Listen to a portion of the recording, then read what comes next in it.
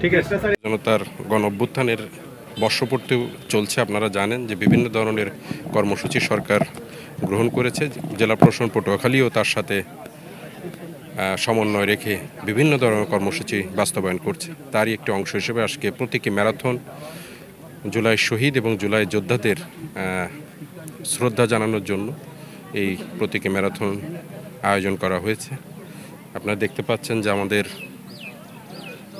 পটুয়াখালীর জুলাই শহীদ মেধাবী ছাত্র পটুয়াখালী জুবিলি স্কুলের, যিনি চট্টগ্রামে এই জুলাই আন্দোলনে শহীদ হয়েছিলেন, শহীদ হৃদয়চন্দ্র তরুয়া, তার পিতাও আজকে আমাদের সাথে এই প্রতীকী ম্যারাথনে অংশগ্রহণ করছেন। আরও আমাদের অন্যান্য শহীদ পরিবারবৃন্দ আছেন, জুলাই যোদ্ধাগণ আছেন, ছাত্র প্রতিনিধিরা আছেন, আমাদের পুলিশ সুপার মহোদয়, সিভিল সার্জন মহোদয় সহ যুব উন্নয়নের ডিডি মহোদয় সহ অন্যান্য সরকারি কর্মকর্তারা আছেন এবং সাধারণ ছাত্র জনতা, বিভিন্ন রাজনৈতিক দলের প্রতিনিধিরা অংশগ্রহণ করছেন।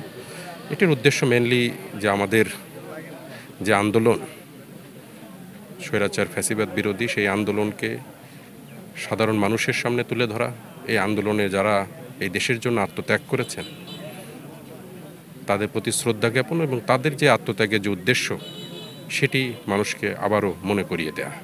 এই প্রচেষ্টা আজকে আমরা বর্ষপূর্তি উপলক্ষে স্মরণ করতেছি যারা আমাদের শহীদ হয়েছেন, তারা যে আত্মত্যাগ করেছেন। আমি মনে করি যে আজ যে প্রোগ্রাম এটা জেলা প্রশাসন কর্তৃক গ্রহণ করা হয়েছে সদাশয় সরকারের নির্দেশনা আলোকে, এর মাধ্যমে আমরা অনুপ্রাণিত হয়ে সকলকে সুস্থ রাখার জন্য এই বিভিন্ন প্রসেসের অংশ হিসেবে যে ম্যারাথন, এটাকে আমরা অবশ্যই বলবো যে এর মাধ্যমে আমরা অনুপ্রাণিত হব এবং ৩৬শে জুলাই যে প্রেরণা সেটাকে আমরা প্রসারের মাধ্যমে দেশ এবং পটুয়াখালী নতুন করে গঠনে আমাদের অগ্রণী ভূমিকা পালন করবে।